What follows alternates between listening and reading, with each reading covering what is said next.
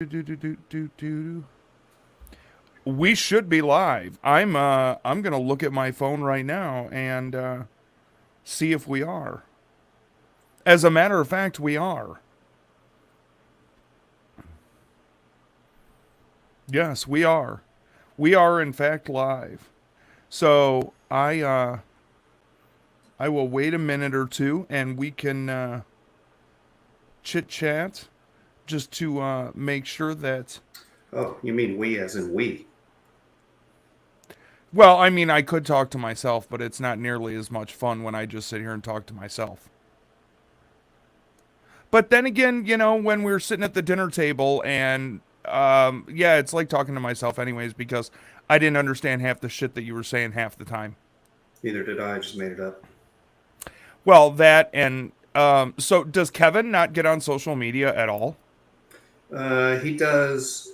He does Instagram kind of sometimes. Oh, okay. And Because I friend requested him on Facebook yeah, before we even left Colorado, and it's still pending. yeah. I don't know that he ever gets on Facebook. I might tag him and stuff just that way. It's nice to do. But he's not a huge social media guy. And something pissed him off about Facebook. I can't remember what it was, but he decided he didn't like that anymore, so he wasn't going to do it. Shocker, something pissed Kevin off. So we do have people rolling in.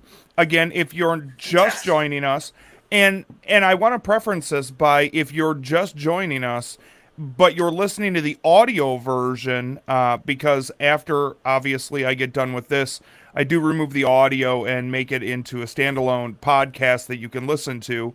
We'll refer to as much stuff as possible that you can correlate into audio, but there will be some stuff that Shane goes over as far as things that he'll visual things that he'll have, graphs and things like that. So you may or may not get the full context of it, but you get the general idea. So, and if you're watching this at a later date, because we are live, some of the things that we talk about will sound like it's in real time and you're just watching the quote unquote taped version of it. So I'm hoping that a lot of you brought your questions along. I just want to check something quick before we delve too deeply into everything. Oh, I need to do the screen share thing too, huh? Well, that would help. Now, if we can only remember how we did it earlier. Don't be that guy. Fantastic. Don't be that guy. I think that's all I got to do, and then it's up to you at this point. Yeah, I think I've got it now. I can probably close all this other crap down. Can you see on your end? Can you see all the comments coming in on your end, or is that just on my end? That's just your end. Okay. That means you're in charge of asking the questions, and I'm in charge of making up answers. That is a fact. Did you were you able to find it on social media to share it?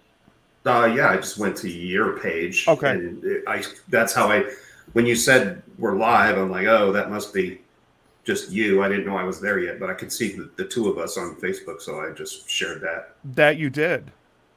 That's what I like to hear. So,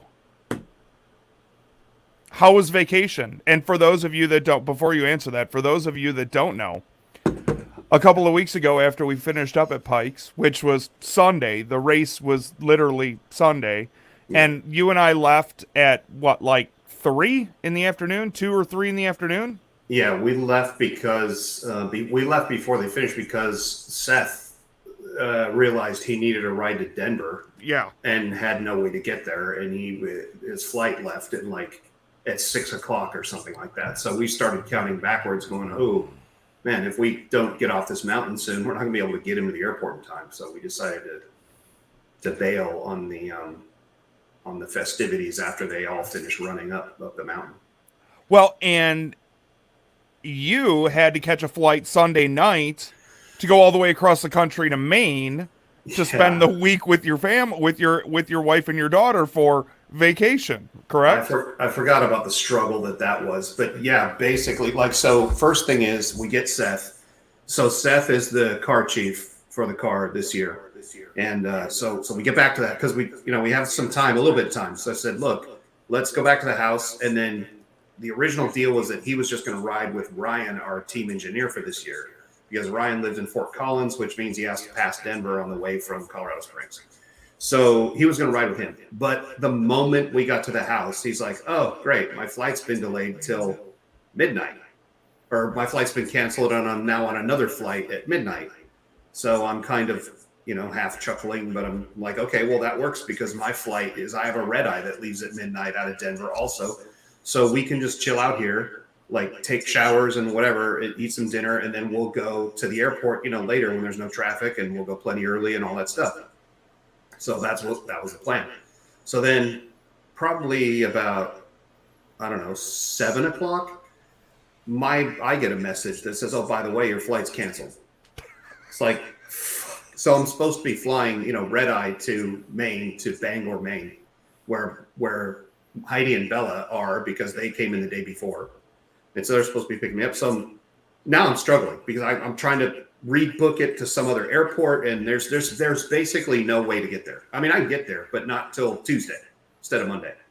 So I cancel that flight. I book a flight on JetBlue that goes to the wrong airport in Maine, which is like a 3-hour drive from where Bangor is. And Heidi and Bella get up early in the morning and drive 3 hours to come pick me up. And then we drive 3 hours back. And then, so it was a massive struggle. And then, Seth's flight, which I think actually got out at midnight, but he was only supposed to have 24 hours at home if he caught the flight at 6 o'clock. And we got the one at midnight. So it's a red eye. So he gets home, and I think he got about 6 hours at home and had to go to Canada. So yeah, it wasn't terribly awesome, which no air travel is now, which isn't a shock to anybody.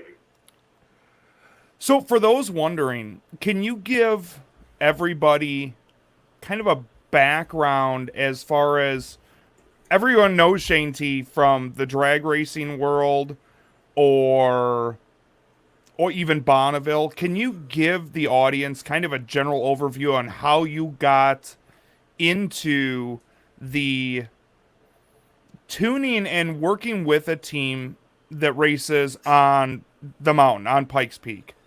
So this is a massive, long story, usually when I tell it, so I'll try to do the Cliff Notes version of it. But the short story is my dad was an auto shop teacher when I was born. He had a car repair shop also on the side, and was building a 32 Roadster in the garage. From my youngest memories, he was out there working on that, doing engine stuff, motorcycles, pick a subject. So the short story is that I was interested in cars from a really young age, or engines and cars, whatever. And then when I turned about 14, fast forward, my dad's in a different business at that time. He's doing a hotline, a diagnostic hotline for car repair shops, independent car repair shops, to call in and get help with cars that have computers on them, because no one understood how to fix them when they first came out, and they probably still don't now. But anyway, so I start going to that shop when I'm about 14, because I'm now starting to not be as interested in playing and riding bikes and doing all the things that kids do when they're 14. I want to go use the shop, which has a lathe and a welder and some other stuff in it. I want to go build a go-kart. So I go buy a mini bike from the swap meet, and I build a go-kart. And the short story is that the guys that worked with my dad saw what I was doing, became interested in it. I put a supercharger, basically a smog pump, off a Chevy pickup truck on my go-kart engine and try to make that work. I couldn't get it to work right. And one of the guys that worked for my dad convinced me that electronic fuel injection would be a better option than the carburetor I was trying to use. Showed me how to build a small electric controller to control the injector on the Briggs. And we then set off on a path of developing this little electric fuel injection system for this Briggs & Stratton with a supercharger on it. We ultimately ran the engine on nitromethane, so it was quite an experiment, but it was a massive, because why wouldn't we? It was a massive learning experience, and certainly changed the trajectory, I would say, of the path that I was on, or at least pointed it in a particular direction. So from that point, I built, this is quite just right before junior dragsters come online. I finally get a job working at the gas station. I've got some money. I go buy some tubing and I build what I call a miniature dragster, but it's basically a junior dragster, but with a motorcycle engine in it. And it took a couple different engine iterations, but in the end, we ended up with that electric fuel injection system on a CR500 two-stroke in that dragster and ran it at the drag strip. And then ultimately switched that to a GSXR 1100 with nitrous. And I got my NHRA license. I made exhibition runs at the 96 World Finals against a guy named Dave Tuttle. The thing ran 880s in a quarter mile at about 150. At about the same time I'm doing all this, I'm also got a couple of friends that work for some pro mod guys on the West Coast, namely John Shelby, who had a 57 Chevy, it still does, called Wapadoo, and Kirk Coons, who, when I graduated high school, I worked with my best friend on that team. And we took the car around the country and went on tour with a Super Chevy show. So I had a connection to drag racing. Obviously engine background with my dad being auto shop teacher, whatever. I eventually went to work at a regular car repair shop and then was able to be hired by my dad to work at his company. He sold it to Snap-on in 1996 and they paid him to run it until 1999. So September 99, he retired officially and they brought in corporate America. And pretty much, you went from a small dynamic company with a single owner. If you had an idea, went to him with it, and he either told you it was good or bad, and then you were just done. I mean, you either did something about it or you didn't. Snap-on comes in, and we have to have meetings to decide if we're going to replace a light bulb in the ceiling, and how many pencils are we going to order, and red tape. Yeah, it's just crazy, right? So, well, pretty much. So I left in September of 2001. When I left, I think there was 26 people that worked there when he took off in the end of 99, and I was the 21st out of 26 to leave. So, everybody found a way to go somewhere else because they didn't like the corporate environment. What's funny, they probably ended up in corporate. I mean, most of them ended up they work for Hyundai on their hotline or some other hotline company, and so they ended up in corporate America anyway. But they all kind of went that direction, and I really didn't have any direction to go. I was going to go work on regular cars, and my dad stepped in and said, "Hey, look. So let me back up to the whole fuel injection thing on the Briggs & Stratton with the nitro, smog pump, and then putting the fuel injection system in my dragster.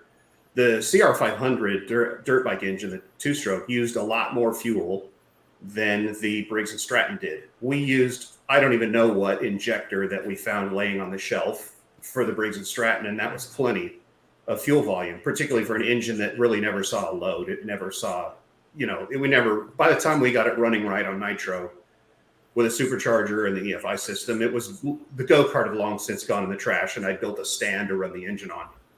But anyway, the point is that we needed an injector that would match the capacity of the engine we were running in the dragster. So it just so happened that the business park my dad's company was in was the same business park that Motec was in. And so we went over to Motec to buy an injector. And so that was my introduction to Motec. And so fast forward when I quit working at Snap-on and I didn't know what I'm going to do. And I figure I'm just going to go back and work on cars. And my dad's like, look, don't just go back and work on cars now. You can do that anytime. But if you go do that now, that'll be all you ever do. So go try and do something else. And, he brought up Motec. Hey, several times I have a couple of friends that work there, and they always told me like, hey, you're really smart with this stuff. If you ever want to come and get a job, like, let us know. He's like, man, call them up and see. So I said, all right. So I go to Motec and they're looking for somebody, and they're looking for somebody to do tuning, which is just awesome. That's what I want to do. So I have to kind of bullshit them a little bit and, tell them I know more than I actually know. Isn't that what we all do? Yeah, and it doesn't work right off the bat. Like start in September, and it takes till November before they finally. I think my boss Jim Munn probably got tired of me coming in there and stopping by all the time, and thought, if this guy's going to hang around here this much, we may as well put him to work. So they hired me.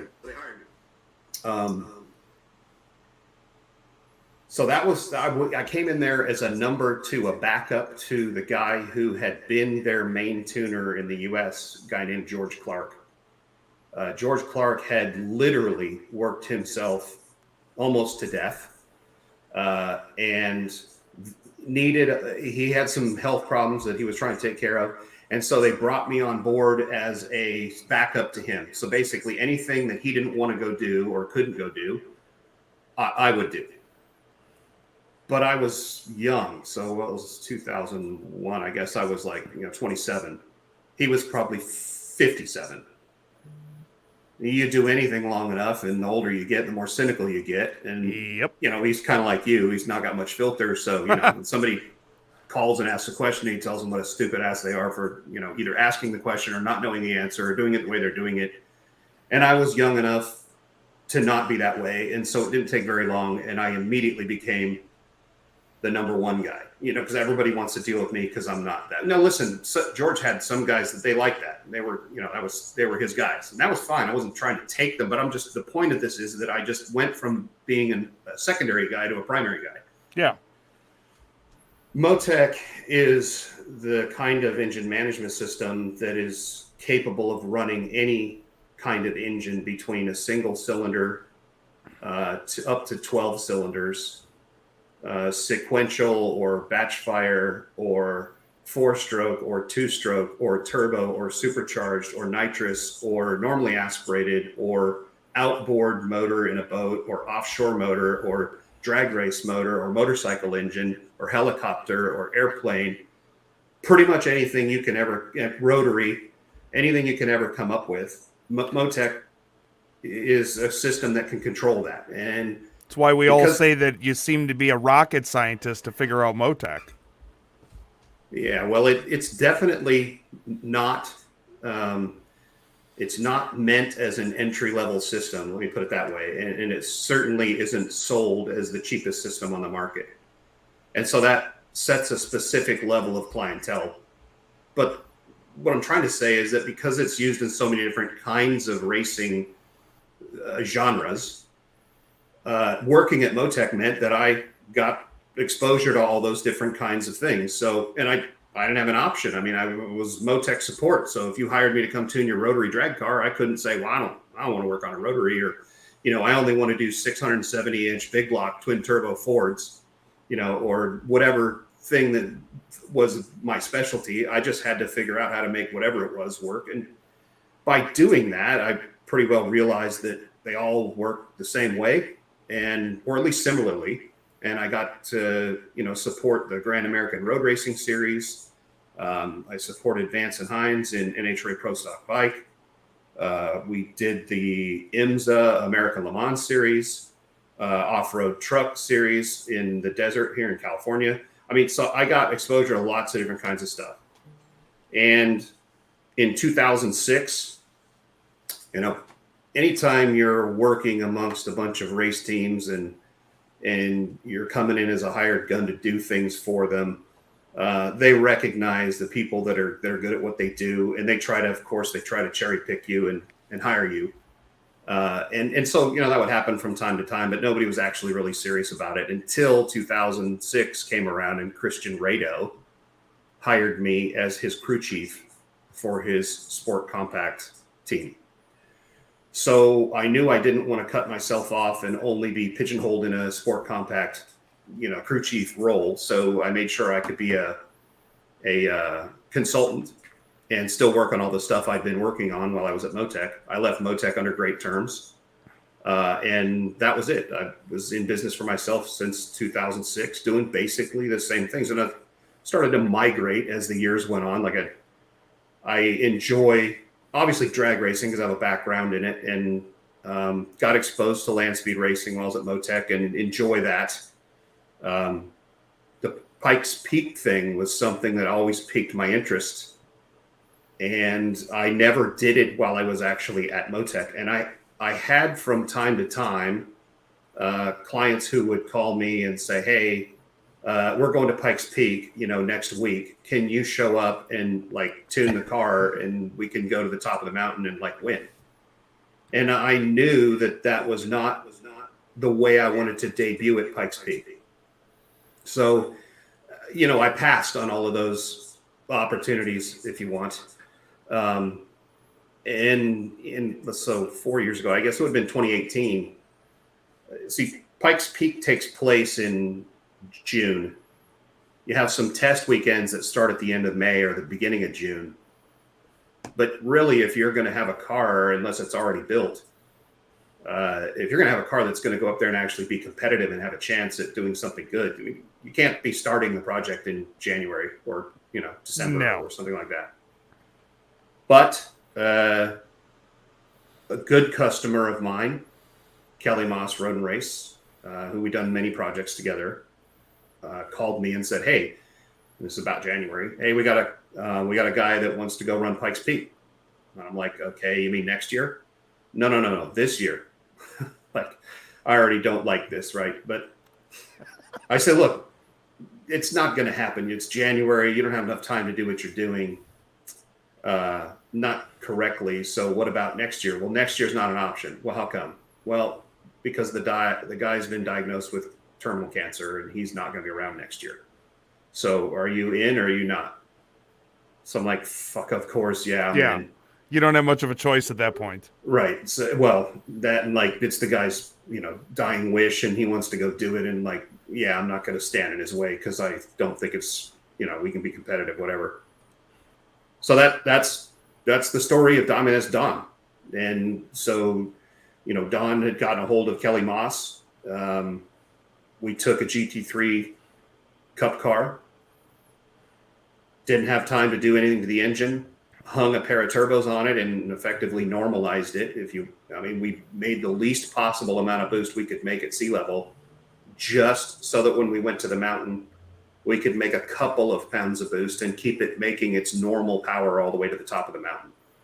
Normally, those engines will make about 600 horsepower, normally aspirated. But this is a titanium rod, lightweight, NA, high compression, race car motor.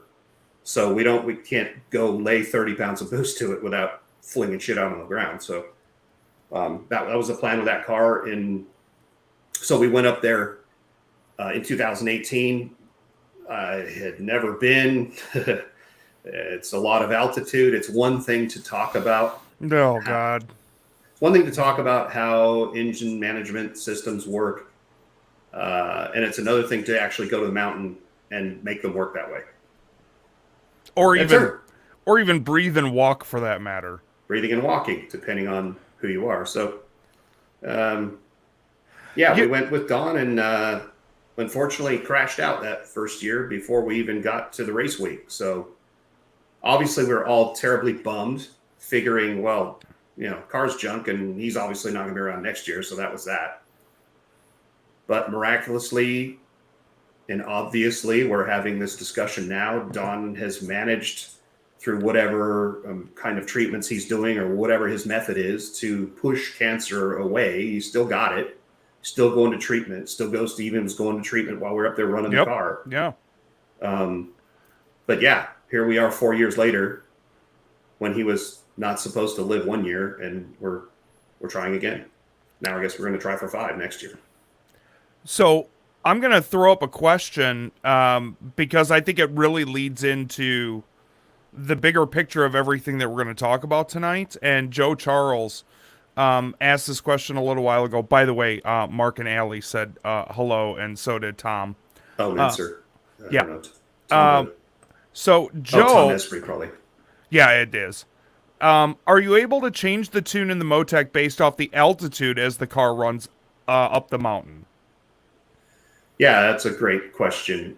So any engine management system that's worth actually using on an engine will have the ability to measure the pressure and the temperature in the intake manifold of the engine and allow you to make an automatic adjustment for those variables. Drag racers typically look at the weather station, and effectively engine management systems and EFI systems are meant to have a live weather station going on in the intake manifold of the engine by measuring the temperature and the pressure. They don't get the humidity, but the humidity is a tiny percentage of the total equation for air density. So basically, if you know what the air density of the engine is by measuring what's in the intake manifold, and you have the equations set up correctly, or the trims, or the calculation, which are all based on something called the ideal gas law. If you have the engine right at any particular altitude, it will be right at every other altitude. Now, you can have some errors in that, but now for the when you most part, say that's that, how it works. when you say though, if for example you say, okay, well, if we've got it right at sea level, it'll be right at 14,000 feet. Now, just so people understand, because you explained a lot of this to me while we were on the mountain. It's not going to make this. It might run this. It might run right. It's certainly not going to make the same power though, Yeah. So because of like I take for example when you and I were up there on Tuesday, and the DA, I think was like, I mean, we were at 14,000 feet, but the DA is like 16,000 feet, and so what we may have made at sea level is going to be drastically different. It's still going to run, but it's going to be drastically different. yeah, so let's put some numbers to it. When we're at sea level, we'll call that 100% density, because of course it is. And when we're at the top of Pikes Peak, everything else being the same, we have 60% of the air density that we have at sea level. So what that means is if we have an engine that makes 1,000 horsepower, it makes the math work nice, at sea level, and we take the same engine to the top of Pikes Peak where we have 60% of the air density that we have at sea level. If we have an engine management system that can maintain the same air-fuel ratio at the top of Pikes Peak that we used at sea level to make 1,000 horsepower, then in theory, that engine will make 600 horsepower at the top of Pikes Peak. You can't do anything about the fact that you've lost 40% of the air density. Notwithstanding having a turbocharger. I mean, we're talking about a normally aspirated engine, okay? But the struggle is that if you have a system that either incorrectly measures the two variables that determine the air density, the pressure or the temperature, or you have a system that's inexpensive and it's cool because everybody uses it, but it doesn't know how to do any of those compensations, then you're going to run the risk of running at the wrong air fuel ratio when you go to the top of Pikes Peak. And that means you get a double whammy. Not only do you lose on the air density side of the equation, but you also lose because the system doesn't automatically correct for that change in air density. In other words, the mixture is going to be wrong. And in this case, because you've taken the air away, it'll be rich by some amount. And this is what happens with a mechanical injected system also, without some way of measuring or referencing barometric pressure, or to some degree a carburetor, which is what makes electronic fuel injection great. And it's the whole point of having electronic fuel injection, is so that you can have, automatic adjustments that happen so you don't have to account for them with the laptop. But I will say, correct me if I'm wrong, was that white and orange Camaro? Was that carbureted? Absolutely. That thing sounded amazing on the mountain. Absolutely. We were both looking at each other like, damn. Those guys have run the mountain for a long time, and they're also over there with screwdrivers swapping jets when we're, running different sections of the mountains, and they're working on it. And listen, if I take an electronic fuel injection and I take all the smart things away from it that do the calculations and allow you to do these kinds of compensations, and I just make it basically an electric hillborn, I'll still have to do the same thing with a laptop. When I go to 9,000 feet, I'll have to subtract a bunch of fuel away. And when I go to 12,000 feet, I'll have to subtract more fuel away. And that's a real problem if you're starting at 9 and you're going to 14, 5,000 foot elevation change. You don't get to hook the laptop to it right on the starting line before you do the burnout and adjust it based on the weather you measure. The thing has to do it on its own, which is, again, what every normal engine management system does. And also what every single street car that has, computer controlled engine, electronic fuel injection, that's what, and they've obviously done it to meet emissions, right? If they run at the wrong air fuel ratio at the top of Pikes Peak, you burn your catalytic converter up, and then the car comes back to the dealer, on the hook, and it needs the cat replaced, and it didn't pass emissions. So this is the whole point of having EFI. So let's take, for example, the middle section, which is what, 12,000 feet or so. Yeah. When Don gets back from that, and you then, so just so people understand how the process works, especially during the week, we would go up very early, 2:30 in the morning, and get everything set up, and then start testing 5:45, 6 a.m. ish, whenever the sun was, or light for that matter, whenever you were able to. Now, when we load the car back up, come back down the hill, and go to Dan's where we were servicing the car, when you're looking at the data, are you looking at like beginning to end? Is there a timetable during his run, and that's how you can tell where the increase in altitude is? Or is there an actual altimeter or something built into the software to tell you where he's at? We have a pressure sensor, which effectively is an altimeter, I guess. Here, hang on a second. Are you able to show my screen? So, let's see. This is probably the best way. I assume everyone's looking at the same thing I'm looking at, the data screen? Should be. Okay, so I'm going to put a datum cursor on the left and another cursor on the right. If we look at these two bottom channels, the pink line and the white line, these are ambient air pressure at two different sections on the mountain. So the pink line, where the green cursor is, at 73.4 kPa, which happens to be 73.4% of sea level, is at the starting line at 9,000 feet. And the yellow cursor, which in this case reads 68.1, is at the top of Devil's Playground. So the change is happening as the car is going up the mountain, and the ECU is measuring this pressure, and it knows what the local barometric pressure is from this sensor. And from the sensor, we can also calculate the altitude. It's not an altimeter, but it works the same way an altimeter works, which is just basically to measure barometric pressure. So if you go from your start, which you said 74 kPa? Yeah, 74 sounds about right. So then what is it at the end of that run as far as the KPA at the end goes? of the first section? Yeah. Let me turn off the second run. So let's start here where it's idling.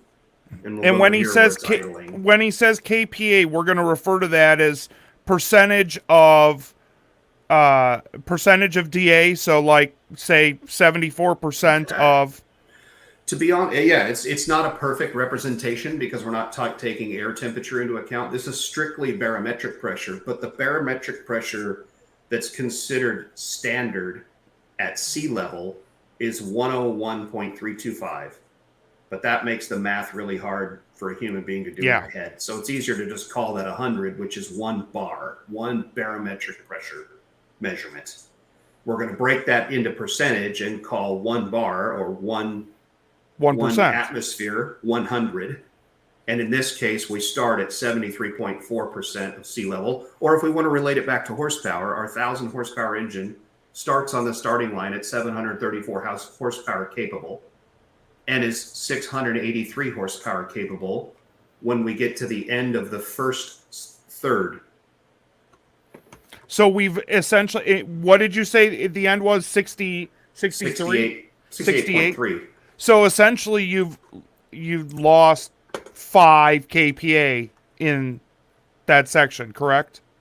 Yeah, so 74 down to 68, whatever that is, 6, 5, 6, something like that, depending on whether you're going to how far you're going to go on the decimals. Hang on, so I'm going to try and open one more data file here real quick.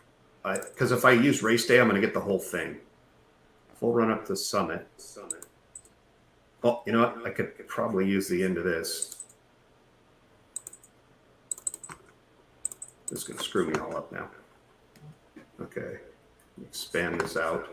Oh, well, look at this. We get it backwards. So this is in reverse, of course, because this is the end of the actual run up the mountain on the left side.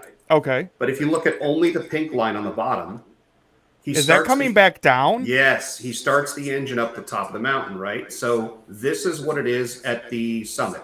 Yes. 61.8. So our 1,000 horsepower engine makes 618 horsepower at the summit. And our 1,000 horsepower engine makes 737 at the starting line. So there's your difference. You got a 12% swing in air density between the starting line and the finish line. By the way, his screen name is Hugh Jazz. Yeah, Hugh Jazz. Surprised he remembered how to close his Pornhub tab. Yeah, I don't know. I'm not sure. That could be one of many people. Yeah, I know. I do have an interesting turbo question for you from another viewer whenever you're ready, too. Okay. It's not necessarily specific to the LMP car, but this is something that you explained to me. Frank Reyes wants to know if you can elaborate on the compound turbocharged Nissan 4-cylinder. I'm not sure. I don't know that I'm going to do that. That's a whole nother podcast worth of shit to bring up. So, I mean, if he has a specific question, great. He wanted to know how and how you measure back pressure on a compound. Is it on the last turbo or all of them?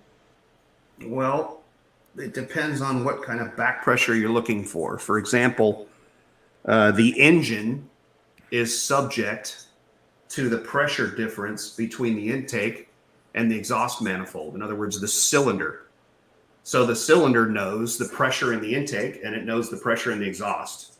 So the important numbers to know for tuning or for appropriately fueling the engine are the pressure right before the intake valve and the pressure right after the exhaust valve.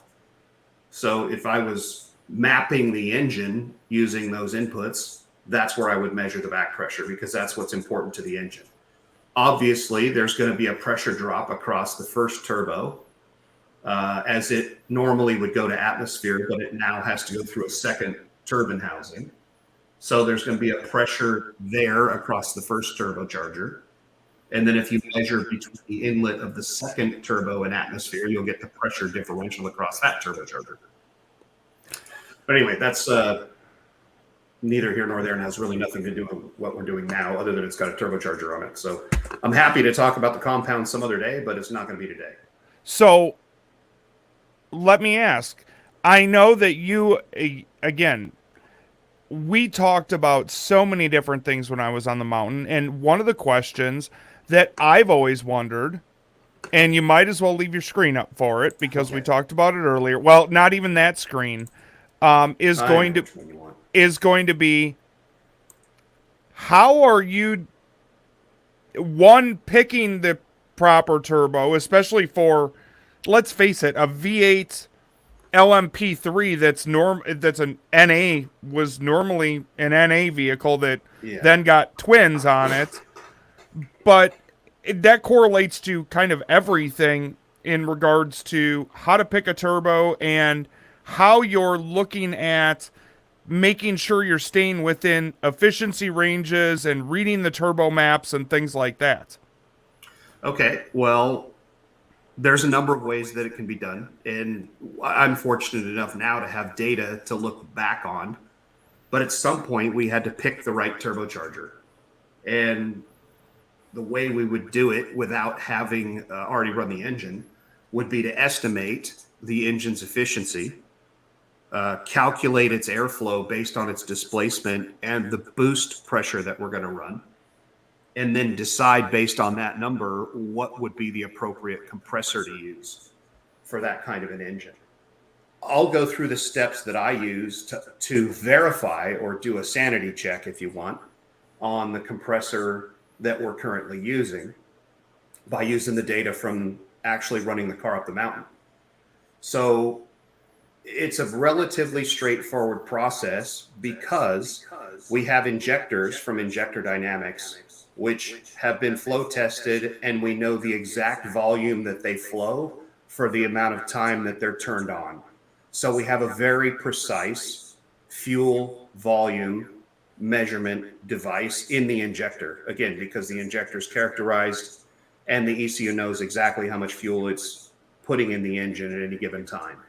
So on this graph, I have the top line in purple is engine RPM, and this is just graphed against time, left to right on the screen. So Hey, this Shane, is, let yeah, me pause you for just a second while we get into this.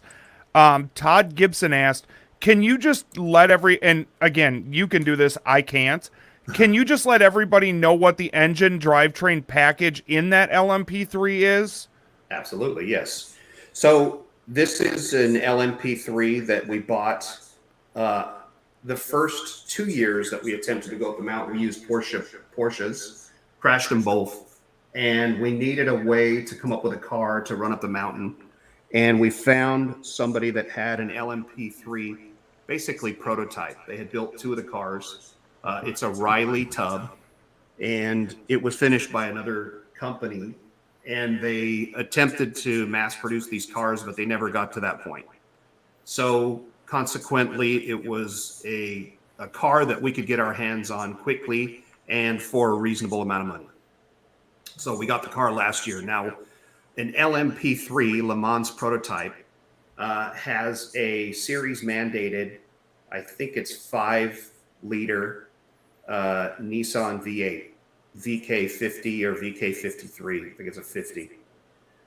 Which is a normally aspirated engine, and it typically would run a restrictor plate on the air inlet so they could control the horsepower of the engine. The series could control the horsepower of the engine to control the speed of the car and whatever else.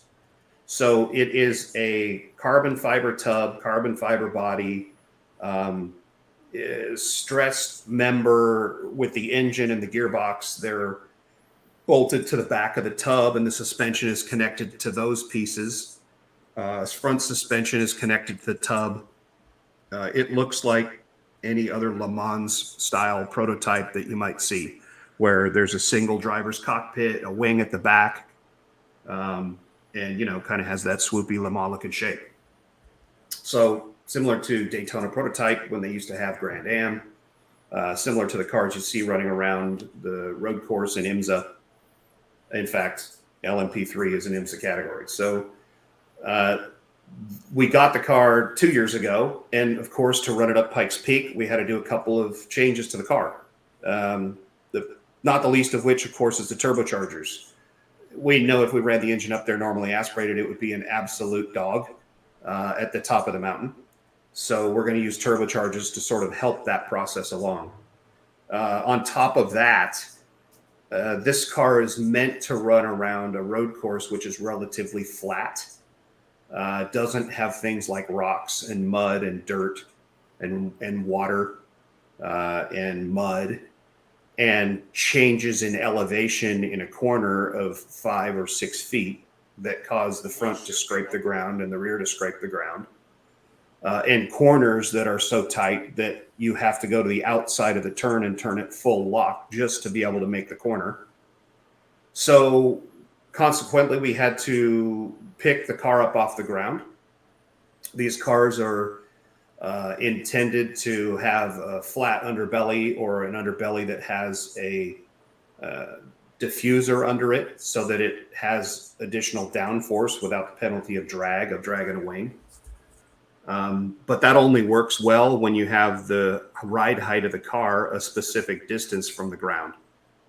And because we have to raise the ride height of the car, we consequently lose some of the downforce that's built into the car from the factory.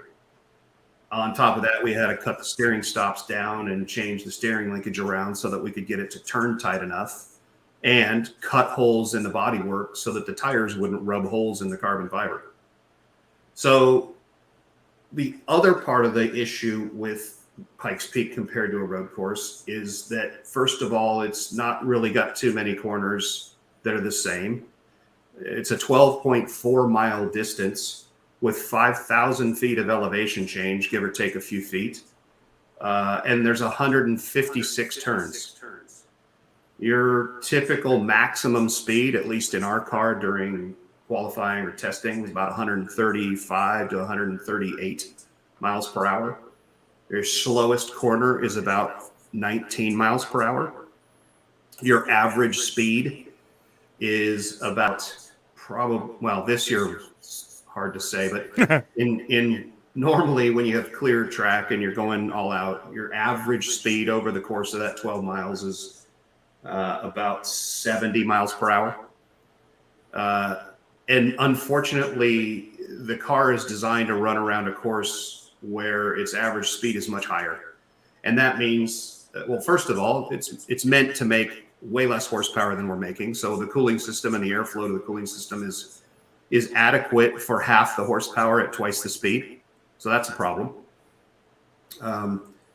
And the downforce that the car has is also designed for a higher speed. So we already are running the car slower than it's designed to be run. And then we're running it in half the air density of air that it's normally ever going to see. So downforce is a major problem. Mechanical grip is a problem because you have to change the ride height of the car. So I guess I'm just trying to say it's not simple. There's lots of problems involved with just going up there to run a car of any kind, let alone one that's not meant to do what we're doing with it. So going back to this screen where we're looking at your graphs, though, how does that explain to everybody how all of this kind of works in correlation to help you get the car from 9,000 feet to 14,000 feet? Well, with this kind of a car, I assume most of the people that are watching this are coming from a drag racing background. So in drag racing, you're doing power management mostly. You're trying to match the amount of grip you have with the tire with the amount of power you can generate. And this is a little bit different situation. It still is about the grip, and it still is about the tire. We can only go as fast as we have grip for. Unfortunately, there's no one prepping this track. It is literally a road, which is a 2-lane road up a mountain that is used by the public every day of the year other than one when they run the race. And anything can happen at a moment's notice on that road. You have the upper section is high enough in altitude that overnight the road and the dirt that the road is built into on the mountain actually freeze. The moisture in the dirt freezes, which makes the ground solid. And then as the day progresses and the ground warms up, the ice thaws and the road sags. And so you have heave, which is up and down movement in the road that changes on an hourly basis in the upper section of the mountain. So what we're trying to do is put enough sensors and data on the car and look at our times and look at things like lateral G and longitudinal G to determine what setup changes to make to the car. Unfortunately, because there are so many different turns, so many different sections, you have a track which is effectively alive. It's hard to make an adjustment that's not going to cost you something in some other section, right? So it's got to be a real general setup change. And the same thing with the engine tuning. What we're really doing at this point is verifying that we're getting the boost we want, we're getting the mixture we want, our temperatures aren't out of control, and basically go let Don drive the car. And we make small adjustments to try and achieve those goals each time we get to go make a test run. But that's pretty much it. We're not in development with this car, thankfully, this year because we were able to run up the mountain with it last year and pretty much everything worked. Now, you're a numbers guy. You're looking at, you're acquiring data and looking at the data when we come back. Yep. Does driver ability, style, anything like that come into play, or in the only way that I'm assuming that you could tell that is by the sensors regarding brake and throttle. Is Yeah, that correct?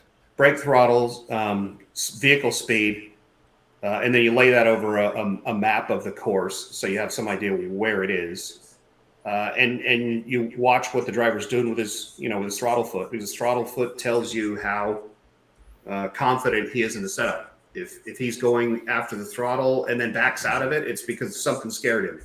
So then it's a combination of looking at the steering angle, looking at the brake pressure, lateral G, longitudinal G, and try to determine if there's something in the car that you can fix, or he just had an uh-oh moment because he was going into a corner too fast, or went over a bump where there was a rock or a skunk or a Or he deer, couldn't or, see a damn or thing. he couldn't see because the sun was in his eyes. So we veered way off from what you asked me earlier. Yeah. So I'll just run through this real quick on the turbos, and then we can move on. But the short story is that because we have an injector that we know delivers a specific amount of fuel, we can calculate the volume of fuel directly off that injector, which is this red line here, fuel flow volume in cc's per minute. And because we know what fuel we're using and we know the density of the fuel, we can then calculate the mass flow of fuel going into the engine from the volume flow. Very simple calculation. We have an air-fuel ratio sensor in the exhaust that tells us the ratio of air mass to fuel mass that the engine is running at. And this red line down here, where I'm trying to move, I hope you can see the arrow. Yep. Indicates the ratio of air mass to fuel mass. So it's simply a matter of taking the fuel mass, multiplying by the air mass to fuel mass ratio, in this case 7.22. So we could take our 972 pounds per hour times 7.22 will give us, let's see, it would give us mass flow of air in pounds per hour. So that would be this number, right? 7,000 pounds per hour. And then we can turn that into a unit that's more useful, like pounds per minute, right? By dividing by 60. Mm-hmm. And then we can go to a graph that shows. Oh, it's our NASA graph. It's our NASA graph, one you really like. That shows the mass flow of the engine across the bottom axis from left to right, and the pressure that the compressor is generating, which is completely then relatable to a compressor map. I was just going to say that if you've ever looked at a compressor map and you look at Shane's, I call it a NASA map, because it pretty much looks like a photo from NASA. The graph, you could almost lay the two over each other. They look like the NASA graph looks like a graph, a compressor graph. And that's exactly what I've done. I've plotted out the mass airflow, which is the axis across the bottom down here in pounds per minute, against the pressure ratio, which is the vertical axis up the left side of the graph. And I've plotted the points where the engine runs in the lower section, which is the kind of the rainbow colored section, and then in the upper section, which is the white section. So you'll notice there's a difference in mass flow between the lower section of the mountain and the upper section of the mountain, even though we're achieving effectively the same pressure ratio. Pressure ratio is kind of a fancy way to say boost. But there's an interesting thing that happens here when we go up the mountain, which is that the pressure that we're starting with isn't the same at the bottom of the mountain as it is at the top of the mountain. And therefore, we actually don't achieve the same boost pressure, even though we might achieve the same pressure ratio. So if you look here on the graph I have on the screen now where the cursor is, we have a compressor pressure ratio of 2.7. and we have the same pressure ratio at the top of the mountain at 2.7. And that ratio comes from the pressure coming out of the turbo versus the pressure going into the turbo. Right. So at the bottom of the mountain where we have more barometric pressure to work with, we're taking 65.6 and multiplying it into 177. The resultant pressure ratio is 2.71. When we're at the top of the mountain where we only have 58.8 kPa to work with, we're turning that into 158 kPa in the manifold, which is less, right? But it's the same ratio of inlet to outlet pressure. And we're doing that on purpose. If you look back at the compressor map, I plotted out again the lower section with this graph, with this line plot here on the right, and then the upper section on the left. Now, I have to qualify this a little bit. I'm using a Garrett compressor map. And the reason I'm using a Garrett compressor map is not only because Garrett sponsors Damon's podcast, but also because Garrett is the only company who's willing to publish a compressor map that someone could get their hands on. The turbochargers we're using on the car happen to be from a company called Zonarotor. My friend Robert Young runs that company, and he builds his own compressor maps on his turbo test stand. He doesn't offer them to the public. In fact, he doesn't even offer them to me. However, I supply him with this data, and he then goes and modifies the compressor wheel to give us a turbocharger that matches exactly where we're trying to run the engine. So if we called the center of the compressor map its sweet spot, which is where we would like to be with the engine, we can see from the graph that I grabbed off of Garrett's website and plotted the engine on top of it, we're a little bit to the right of center. The turbos we actually have on the car have a little bit more airflow than this particular one I grabbed off of Garrett's website, which is an off-the-shelf turbo.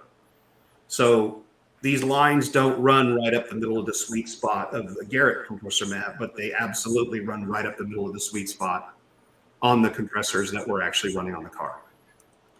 Okay. So anyway, so we could see a little bit of a difference, between the upper and the lower section. And the reason we see a difference is because I'm trying to hold the turbo at the same pressure ratio and keep it in its sweet spot, which means for any given amount of boost, we get the least possible amount of air temperature generated by delivering that boost pressure. That's important on anything other than a drag car because we have to get rid of that heat. In any kind of an endurance application, be it Bonneville, offshore boat, well, boat's a better example, or not as good an example because you have a large cooling system to use compared to a car. But road race car, Pikes Peak car, you can generally make way more power with a turbo than you can actually cool off. And so thermal management becomes a problem. And that's where we're at in this case. We're trying to run the turbo in the most efficient spot to generate the least amount of heat for the amount of boost we're making so that we don't overheat things and we don't have to run a cooler the size of a trailer to be able to keep the air temp in check. So that's my little bit on the compressor map. And that's what these graphs are all about. So does this change based would it change if you're running a different style fuel? No. Because of the heat? No. The airflow of you're talking about a thermal management thing? Yes. Yeah. So methanol would reduce the temperature on the exhaust side of the engine and potentially the engine coolant temperature, but it would have zero effect on the air coming out of the turbocharger. The turbo doesn't know anything about the fuel. All it knows is how much air the engine's trying to suck through it or how much air it's trying to deliver to the engine. So regardless of what kind of fuel we're using, we would still end up with the same result coming out of the turbocharger. The only thing that would change how the turbocharger perceives the engine is if we change the amount of air the engine can use. We either make the engine a larger displacement or we rev the engine to a higher RPM where we can move more air, or we make it smaller. And that would move these two lines around on this compressor map, which is why it's so important to have the turbo matched to the engine. And when you do that, you have magical, horsepower numbers. So, Frank Reyes had 2 questions. First one, really easy. What fuel is used in the LMP3? Good question. We are running ethanol. We are running ethanol because we were sponsored by One Ethanol. I wanted to run methanol. The race is 12 and a half miles long. We certainly have enough fuel tank capacity to put enough fuel in the car to make that race. Obviously, we would have to use more than what we're using with ethanol. It's not a problem to have enough fuel system to run methanol, but again, because we're sponsored basically by an ethanol company, it made more sense to run ethanol. So our choice was E85 or E98. I said, let's run E98. No need to run E85. Second question Frank had was the cooling system, like NASCAR's. Is it a cooling system like NASCAR's that have a high pressure system? We don't run particularly extremely high coolant system pressure. We monitor the coolant system pressure, and it runs about 30 pounds when it's warmed up all the way. It's not a high pressure system like they use in Cup, no. And here, I'm going to toss this one on the screen. Cal Naughton Jr., what kind of manifold pressure was run, and how did the IC setup... Intercooler. Okay. Intercooler setup cope at said boost levels? Well, that's a good question. So let me go back to turbo pressure. So we're achieving about 180 kPa at the low pressure, which is about 12 pounds of boost over atmospheric. But this is what's kind of misleading. When we say boost, typically we're referencing a gauge sensor that's referenced to atmospheric pressure at sea level. In other words, if I had a gauge that could read the absolute pressure, I happen to be sitting right at sea level, I would read 14.7 pounds. If I put an engine on the dyno and generated 10 pounds of pressure above the atmospheric pressure, I would have 10 pounds of boost on my boost gauge. I would have 24.7 absolute pressure. Right? When we go to Pikes Peak, the barometric pressure drops. Right? It's no longer sea level. In fact, at the top of the mountain, we discussed it's 60, right? Yeah. Instead of 100. So makes it very difficult to breathe. For humans and for engines, right? So let's just see, 0.6 times 14.7. We have 8.82 pounds to start with on the inlet of the turbocharger at the top of the mountain. When I get to 10 pounds of boost, is that relative boost relative to the 8.82 pounds? Because if that's the case, then I'm making 10 pounds of boost. But if I compare it to sea level, it's really only 18 psi over 14.7, right? So that's what the turbocharger thinks. The turbocharger thinks it's making 18 pounds of boost when on your boost gauge, it reads 4 pounds because you're at the top of Pikes Peak. So as data acquisition goes, then you have to look at those maps. You can't rely on like a gauge, if you will. Right. Because the gauge is going to say one thing when you're actually making it different because of the altitude. Yeah, look, the thing of it is that you're using the data. Apparently I just killed I2. That's nice. So you're using the data system, and most of the pressure reference points are in absolute pressure. Which, when you're using an absolute pressure reference, that it's not as easy to get crossed up on what you actually have, right? So the absolute pressure tells the story. If I have 15 pounds of boost pressure on a gauge and I'm sitting at sea level, I have 30 pounds of absolute pressure.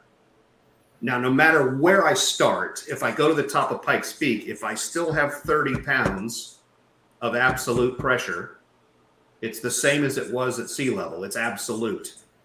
Right? Now, it's going to read a different number on a boost gauge, right? Because boost gauge is referenced at sea level. But yeah, that's kind of the weird part of it. So, how does this, outside of the altitude and dealing with the barometric pressure and the elements, if you will? Hang on, How? somebody asked me about the temperature, so I'm just going to cut you off because I don't feel No, like I waiting for wasn't your even going to question. ask. I wasn't even going to ask about temperature, actually. I know, but they was asking how good the intercooler worked. So the air Oh, temp yeah. going into the engine. This is the thing. This was part of the unique part of Pikes Peak. We were only able to run the car hard for the first like 1.5 sections of the 3 sections on race day because fog was there and he flat couldn't see.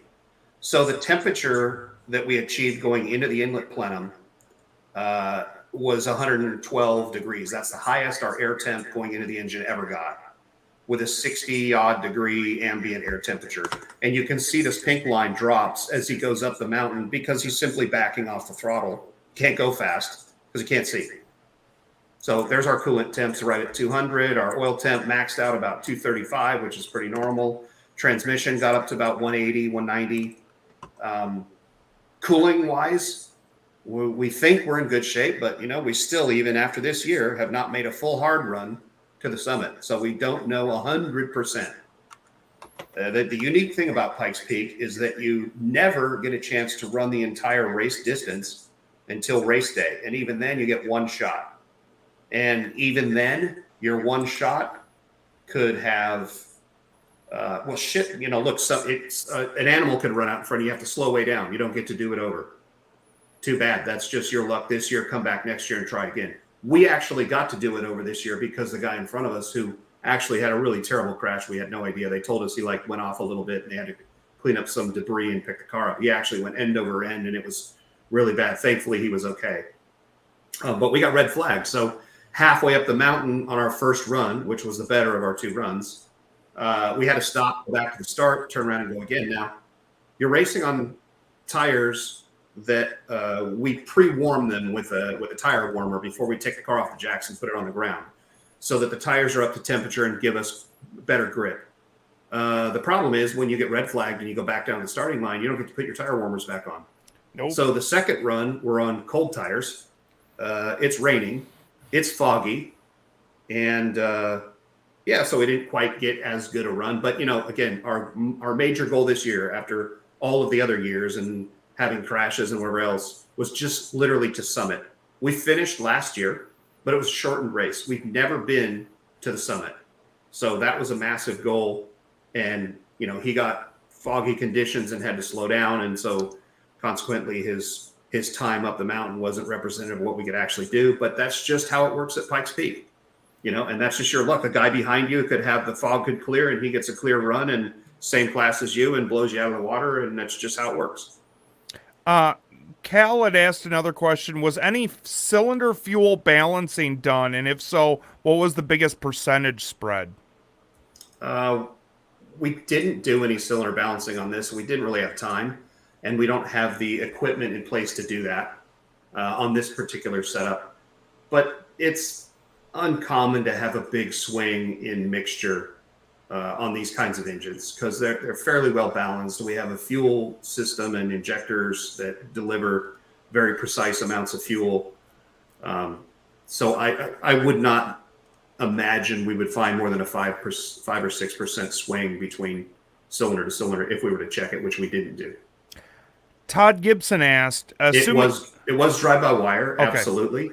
The engine originally is variable cam timing. I don't know that it has variable lift. And part of using those engines in LMP3, the series or whoever removed the variable valve timing control and then mounted the mount for the engine right where it normally goes. So it can't be put back in, which is kind of a bummer because that would really help us at lower RPM to help generate some more power by being able to move the intake cam and advance it and generate some more cylinder pressure at low speed. But we can't. Drive-by-wire throttle, yes, absolutely, we have that. Don't really use it for anything other than idle control, and obviously whatever the driver does, it's pretty straightforward in this application. There was a question earlier that I wanted to bring back up. It was actually, again, another one from Todd. Can you see these questions when I put them up on the Now screen? I can, yeah. It Okay, just now popped up. go ahead. Yeah, all the control units are Motec. Yes, I think there might be a V box in there, but so the original LMP3 stuff is Cosworth, I think. Either that or it was Magneti Morelli. So when we bought the car, we sent Don out to drive the car and get used to it while we developed the turbo engine. And once the turbo engine was done, we shit canned all the electronics out of the car, gutted it, and replaced it all with Motec. Other than what like I'm sure it's got Bosch ABS control unit in it. But other than that, it's pretty much all Motec now. And Kevin wired that entire thing? Yes? He did indeed, yes. Okay. What's it? I always screw up what Kevin's business is. It's KSV Looms. KSV Looms. Okay. Yeah. And if you guys want to talk about artwork and from a content creator that takes photos all the time, I look at Kevin's work and I'm just I literally said to him while we were at the house in Colorado Springs, I said, you need to find clear loom that you can use when you're wiring these cars because you're hiding so much beautiful stuff. That's why the stuff costs a lot. I mean, number one, there's the materials it's all aircraft stuff, right? So, but the methods and the techniques used by these guys that do what Kevin does to build wiring looms is kind of like it takes a long time, and there's just no way to do it automatically. It's down to doing things by hand, and if you saw a trunk of his loom, it's called concentrically wound. So what that means is that it's like a rope, right? You start with something in the center and you wind the wires around that center point and you fill in so there's no gap and there's no bulge. And without the shrink on the wire is almost a perfect circle. I mean, to the point where they're adding extra pieces of wire that aren't needed only to fill in the gaps so that it stays as one solid bundle. It's absolutely beautiful. Yeah, it's a lot of effort goes into it. That's why it's expensive. This is what we need to work on now, Cal Naughton Jr. Your question about smoothing the pulses as a result of TC cuts in an effort to help the drivetrain live. Right now, we're not having a problem destroying the drivetrain, but as you can imagine, each time we cut a cylinder, we lose about 12.5% of the power of the engine. So when you cut it and turn it back on and cut it and turn it back on or cut another one, it's a relatively granular or rough or coarse threaded adjustment, right? We want to try to use a bit of a finer grain adjustment. And so next year I will change the code in the ECU so that it can use a little bit of ignition timing retard before it needs to cut. That way, we have a good smoother introduction of power reduction when we're spinning the tire instead of the harsh cut that we get. Because the problem is that the drivetrain in this car is relatively springy. So you get lots of windup in the half shafts and the main shaft in the transmission or whatever. When it's spinning the tire and the engine cuts, you create a whole bunch of lash or ring in between the tire and the engine. That's hard to get rid of, and it makes it not smooth. So that is something we are going to work on, because at this point, I think the next goal that we should realistically have or be able to achieve would be to run to the top of the mountain in less than 10 minutes. That's kind of a unique and small club of people that have cars and have been fast enough to go up in less than 10 minutes. And so that's probably the next realistic, achievable goal that we could actually get our hands on. So, going back next year, we have a whole list of things that we're looking to upgrade, traction control, and its power reduction. Let's say granularity is one of those things that we are going to work on. What was our final time? 12 minutes and some odd.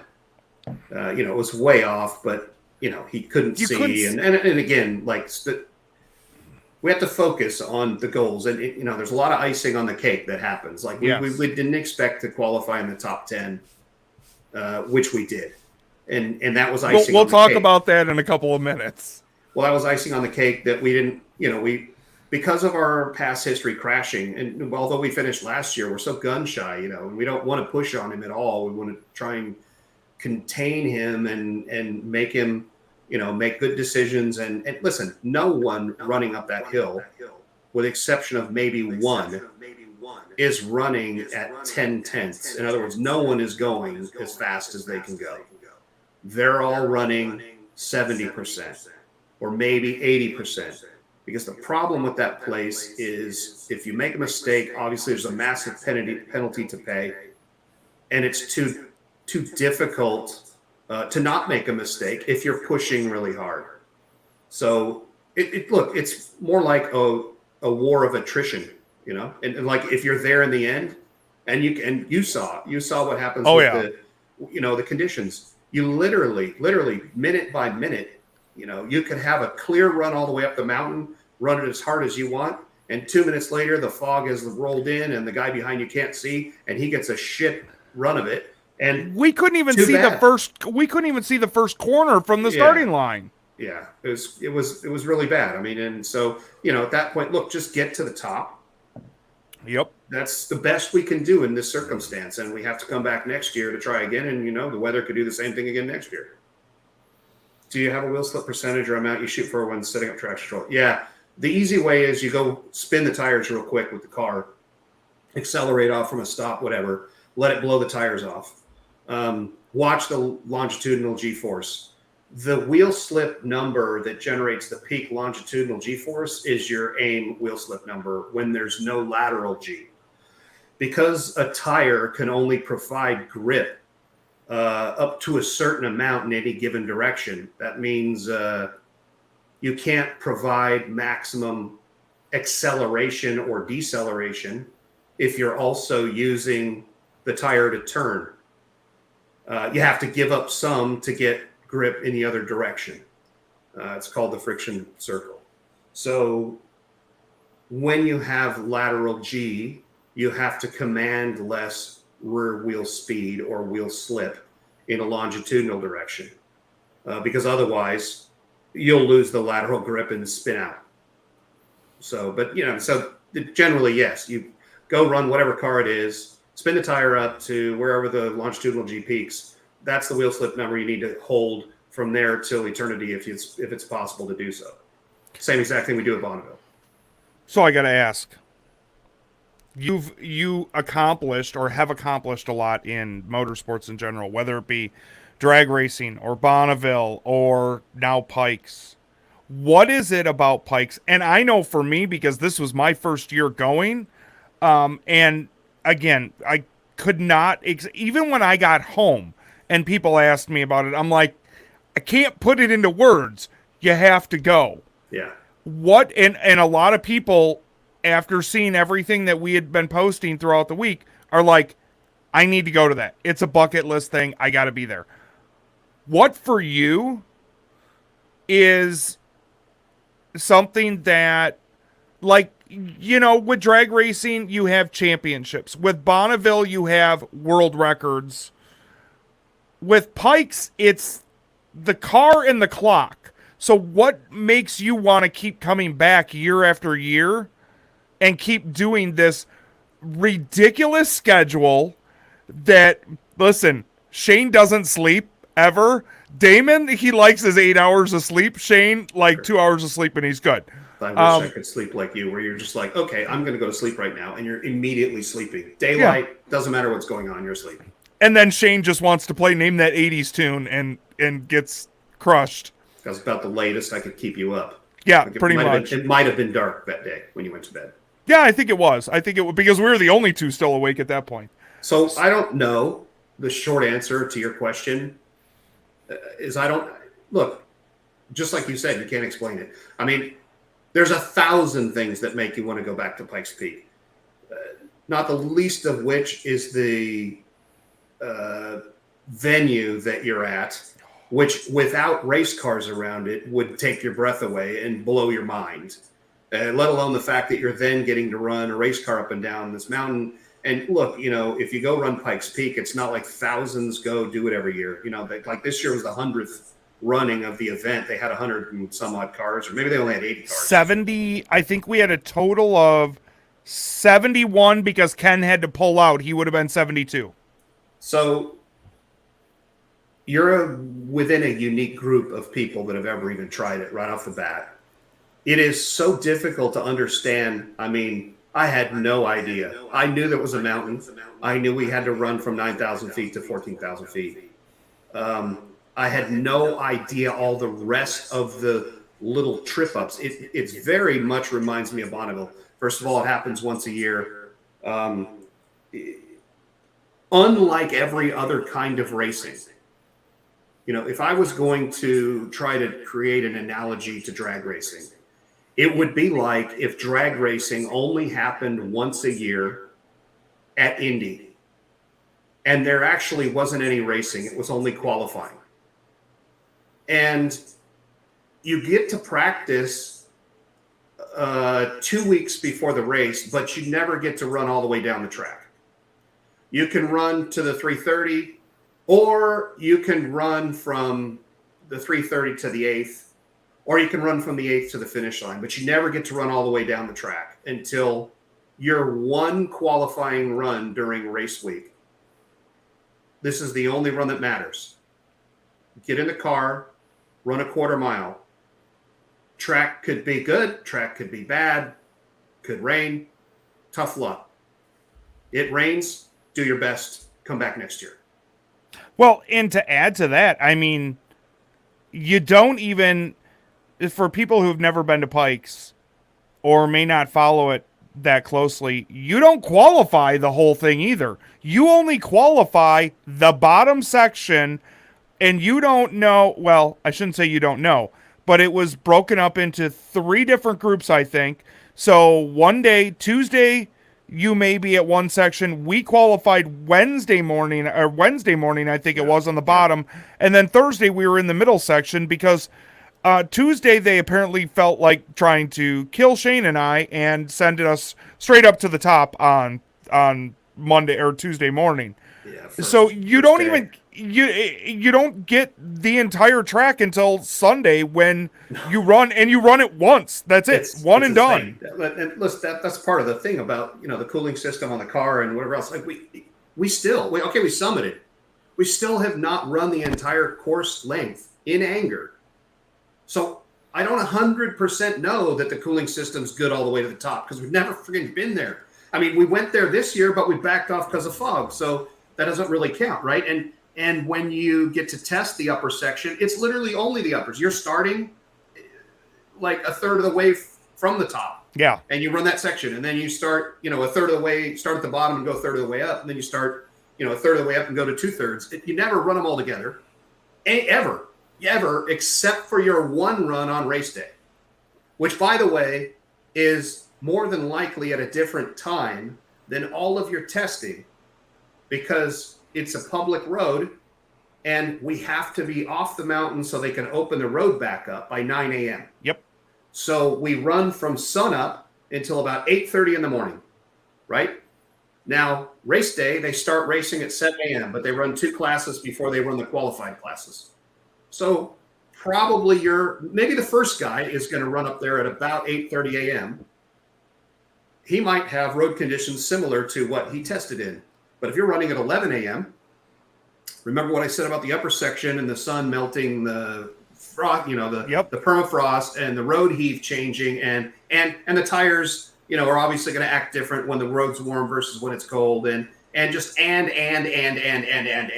insane. Well, and we had snow Saturday night. We unloaded the car Saturday afternoon in the bottom section, and took our jackets off because it was 70 or whatever it was. Beautiful. Awesome. We get back to the house, and by 6:30, I started getting messages from people who were looking at the Pikes Peak cams and showing me that it was snowing at the top of the mountain on Saturday. Todd wants to know how many people are part of the team. Well, this is a smaller team. There's obviously more people there on race day than there are on any other day. But the core part of the team, you're talking about 6 or 7 people along with Don. So, a handful of people, probably similar to the number of people you might have on a drag race team, depending on what kind of car you're running. I was just trying to think of how many there. Yeah, you're right. It was like 7 or something like that.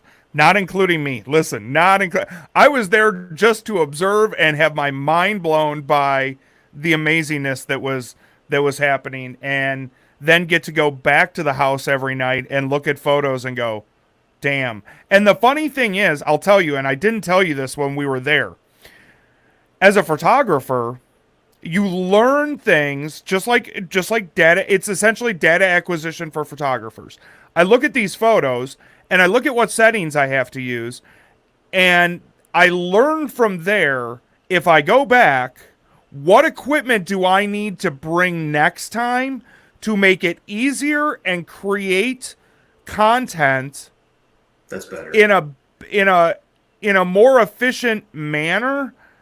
So, like, I'm looking at these settings going, I already know if I go back, I need these 2 lenses, and I know what I need to do to allow more light in, because we're going up in pitch dark every morning when we're going up there at, 3:30 in the morning. I'm like, okay, I need a tripod and I need these 2 lenses, and I will be much better next time. It's the same thing. I mean, obviously not to the extent that you're doing it, but it's a learning experience. Yeah, it's, again, like they either do a terrible job of promoting what that week is like, or I just flat ass didn't do any kind of research before I went up there. But I mean, race week, especially because it just keeps going, like, because it's all week. You get up at about 2 in the morning, and you haul ass up to where we have the car staged at Dan Skokin's house. He's one of the Pikes Peak officials, lives right at the bottom of the hill, like quarter mile away from the entrance to Pikes Peak. So, get up at 2, go get the cars already loaded and all the stuff, but you start generators, get the tire warmers on the tires, put them in the truck, get the truck running, get in the 2 trucks, because you're only allowed so many vehicles up there. And then, everybody goes up and we wait in line. And at 3:30 or something, they open the gate and let us start going. 3:30 a.m. We start going up the mountain in the dark, pitch darkness. We either go to the top, middle, or lower section, depending on where we're running. Unload the car, unload all the shit to work on the car, get the car running, warm it up, whatever. And when it's finally light enough for you to be comfortable, you can start running, up your section. So you go get in line if there's a line, and you run up your section, and then, obviously it's a road. You can't be running both direct and have people coming down while someone's trying to race up. So you run up your section until they have a 2-minute warning, basically. The last person goes, they wait 2 minutes. If no one else gets in line, they say, okay, red, no one can go. Bring all the guys back down that went, and then we'll start again. And they just repeat that process, until about 8:30, depending on where you are on the mountain, because if you're at the top, you still have to load and go down and be off by 9. So they might stop you at 8 o'clock. If you're at the starting line, you obviously can go a little bit longer because you're lower and don't have to go as far. I think when we were in the middle section, they were still running until about 8:30. Yeah, we might have got a little bit of freedom there. But the bottom line is you got to be pretty much done by 9 o'clock. So then you load the car up and go work on the car. And thank God this year we had nothing really other than just looking stuff over. We didn't have anything major to fix or change because we weren't developing the car. Except for the set down day. Every other single year that we've been up there.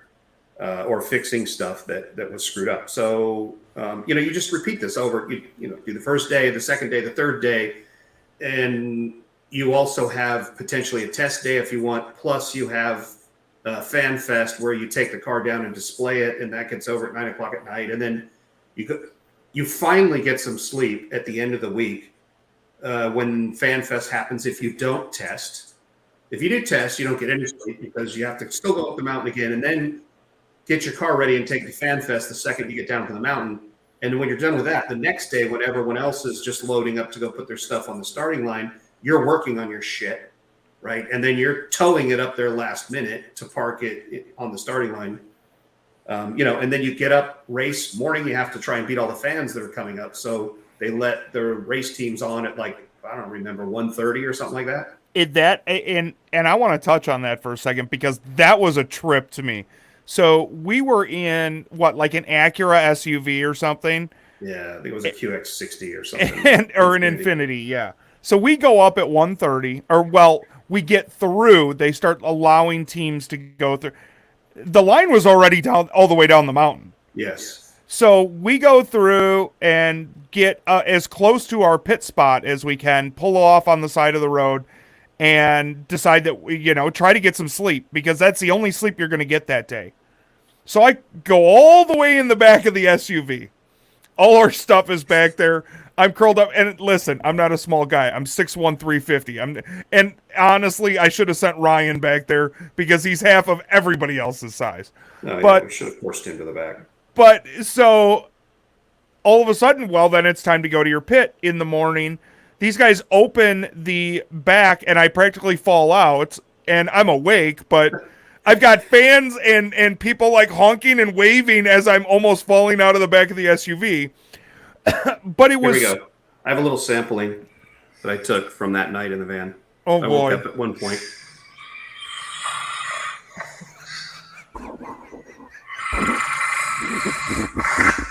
Man, Ryan's loud. That ain't me. It sounds like animals. I don't know if that's picking up at all. Oh, yeah, it is. So that was, it was dark then. Yeah. Right? People are driving by. But then hang on, but then I woke up later and I got another one.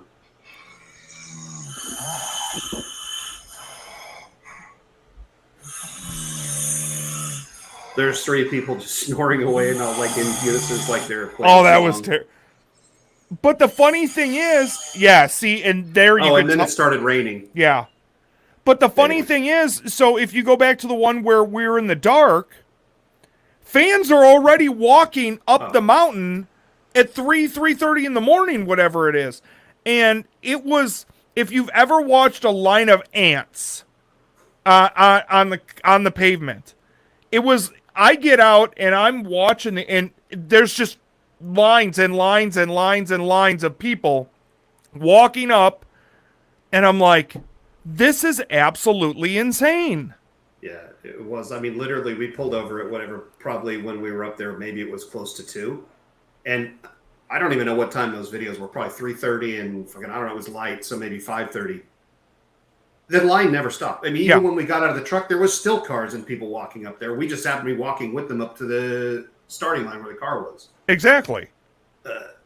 Yeah, so you can go, if you go up race day. So first of all, Frank, there's Fan Fest, which happens in downtown Colorado Springs. Which is absolutely amazing. It's free. They block off a bunch of the streets in downtown. All the restaurants and bars and stuff are open. There's street vendors. They do like, the back flips and shit on the motorcycles in a certain area. All the race cars are out on display, or at least all the race cars that want to be out on display, but it's pretty much all of them. Mm-hmm. And the teams are there. And it's free to go to as a fan, right? And like they were saying, hey, listen, you need to get in your spot and like be there. Don't waste time because we're going to have like, 35,000 people here today. And I'm like, 3,500 people? No. And they weren't shitting you. I mean, literally, the streets are absolutely packed with people, and that's totally cool. And then if you want to actually go to the race day, you go wait in line like what we did. They let the race teams up at 1:30. I think they let the general public up at either 2:30 or 3:30. And then you drive up and you find your place to park on the side of the road. You get out and you walk up to the starting line. You can walk beyond that if you want to walk on the side of the road and get a spot and watch from a certain spot. But if you want to see all the cars, you're going to want to be in the starting line or the pit area, which is kind of this parking lot that turns into a pit area, and the road. We were pitted on the actual road. And then obviously everybody's there waiting for their chance to run. And, once the cars go up, this is the other weird thing I didn't know. Cars all go up, of course. You can't run any back down. So when your car goes, you're pretty much done until it comes back at the end of the day when the last car has run. Yep. And so, like, unfortunately for me, I have the logging rate way high in the ECU to log. I can log, I don't know, I'm probably logging 400 or 500 channels. and I'm logging a bunch of them at 1,000 hertz and 500 hertz and whatever else. So it uses a lot of data memory. I've never been to the top of the Pikes Peak before. Last year, we didn't go all the way to the top. Wasn't a problem. But this year, guess what? We went to the top. And then it looks like about an hour for them to drive back down. And I have like the last 3 minutes of the second run up the hill. In other words, the one that actually went to the summit. And then I have an hour and 30 minutes of the car idling and driving back down the hill. So thank God we have 2 data loggers in the car. The Motec Dash has a data logging system in it also, and I'm able to tell what's going on for the most part from that. Not quite as many channels as the ECU, but at least get the idea, look at the cooling system, temperatures and pressures and all that good stuff. I didn't want to, because Cal has been asking some great tech questions. So I wanted to toss this one up because this was the last tech question that he had asked. Right. So it's boost by throttle and by speed. However, I'm also doing a pretty good strategy just to control the turbo and try and hold in that good in the sweet spot. So the other thing I'm trying not to do is make the power way different for the driver from the bottom of the hill to the top of the hill. So it does lose some power as it goes uphill, and I probably could turn the boost up at the top of the mountain. But again, having never been there, I don't want to overspeed the turbo, blah, blah, blah, blah, blah. So it's boost by speed, modified by throttle, and then I decide what I want for the pressure ratio and also make sure that it stays in a happy spot. So, and for those of you listening to the podcast, the question was, what kind of boost control strategies were run, if any, to limit or control TQ in slow speed, corner exits, boost by throttle, gear, RPM? That's what Shane was addressing there. TQ being torque. Yes. Let's see. Oh, here we go. I'll let you answer that earlier. Gibson asks, I may have missed it earlier, but weather permitting, what time do you expect the car to be capable of up the mountain? Well, that's a little bit of a loaded question. What time is the car capable of, or what time is the car capable of with Don driving it? We probably have more race car than we have driver. He's a gentleman driver. I mean, this is not what he's done his whole life. When he found out he had cancer, he had a lifelong goal and dream to run Pikes Peak one day because he saw it on TV as a kid. Saw Ari Vatanen or whoever running up Pikes Peak, almost sliding off the side when he was 5 years old. And so that became his lifelong ambition to one day go to Pikes Peak. And when he was diagnosed with cancer, sold his company, talked to his wife and said, look, this is something I always wanted to do. And this is my last shot. So again, he's not a professional driver. He is for sure improving. We're now 4 years into the process. We've now given him a car that's the same for 2 years in a row. He is for sure way better than he was the first year, no question about it, as anybody would be with more experience. But he's not a pro. If we put the best driver in the paddock, in the car, I'm sure that car could probably, and it would also take good weather day, so best conditions and best driver. Where you can actually see. My guess is that car could probably achieve close to an 8-minute time. With Don in the car, I wouldn't even want him to try to go there because it's just not worth it's like asking him to do something superhuman, which he just can't do. And if he tries and fails, the risk is not worth the reward. There are very few drivers that at least from what I saw at that race, there are very few drivers that are like, you put them in the car and it doesn't matter. Like, you don't have to worry about it. I mean, like Robin, you put Robin in a car and he's just going to go. Yeah, like if you let Robin drive that car, obviously it's going to rip off a fantastic number. It's not going to rip off as good a number as Robin would in Robin's car, because Robin's car is probably a better car than that car for the mountain. But make no mistake, if Robin got in Don's car, it would put up a nice number that there's no chance Don will be able to do, and nor should we expect him to be able to do that. So for me, I mean, it's small victories. It's a war of attrition. Just being there in the end is a huge accomplishment. I mean, man, look, you have the Hoonigan team spending ungodly amounts of money and time with some of the smartest people in the industry. I mean, they have guys running the computer system on that car that are guys that I call when I have a question or when I want to know how to do something. Sander Marquez and Oscar Zelaya, and of course Kevin building the wiring harness for that car. And that team, BBI Autosport, has had success on Pikes Peak numerous times, and they've set records for the classes that they've run. But they tried to do something, like I said, they started in December. They tried to build a car to go run Pikes Peak that was from scratch. It's amazing they even made it, but they ended up having a problem that even with all their resources, they didn't even make the race. No. So you got to have it's not a young man's sport. It takes a little bit of wisdom, patience, and realizing what your actual capabilities are, and trying not to trip yourself up. It's just like any race car. Look, drag race cars is the same way. It's one thing to go out there and swing for a record. It's another thing to go out there and make consistent runs with changing conditions and not screw yourself up,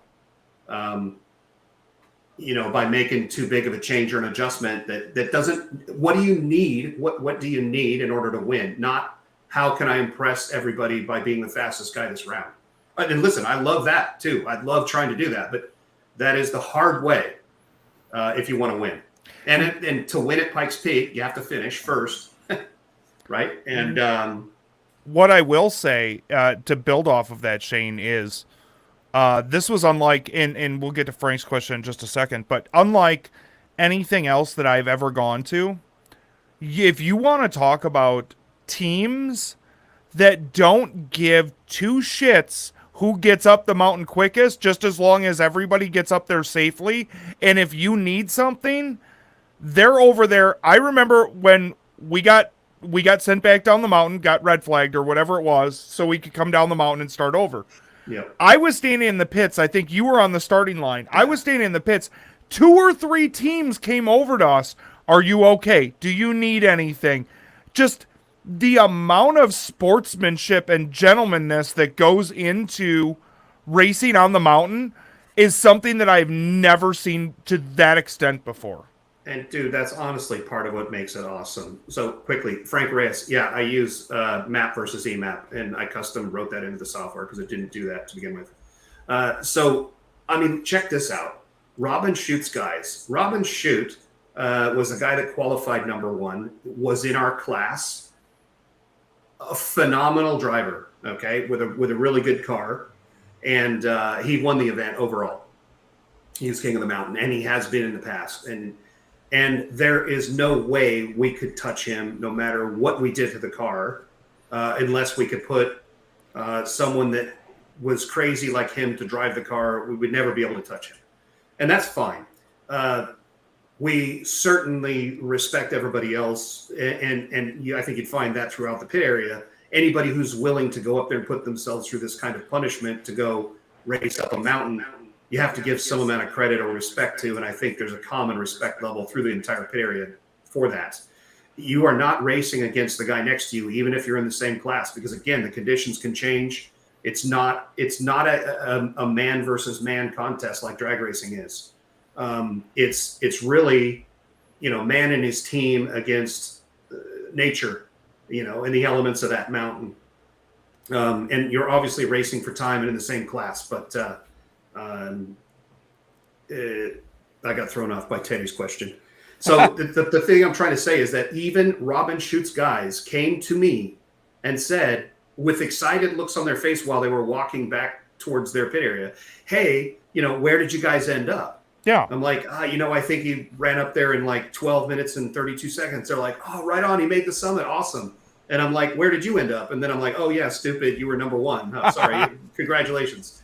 And then they walked up. I mean, these are the guys, they don't need to stop and ask us anything, But I mean, it's the same thing. Like when they were having a hard time running their car up there or whatever, they were parked next to us and we were testing, and me and Kevin walked over and said, "Hey, you guys need anything? We're right here. I mean, if there's something we can do to help." And listen, there was one point where Rod Millen's truck at the top, he went to take off, and I took a video. Everybody in the place got their cameras out because Rod Millen's going to take off, and on the 100th anniversary of Pikes Peak, going to take his Tundra up the top section of the mountain, and he revs the thing up, lets clutch out, and goes,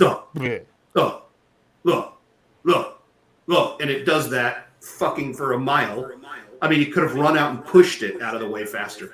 I mean, me and Kevin, because Kevin knew those guys, from working with Reese, said, like, I don't remember which day it was, but it was like, hey, if you guys need something, we'll come over and take a look or help or do whatever. Fuck, order sensors, because obviously we wanted to see the thing run.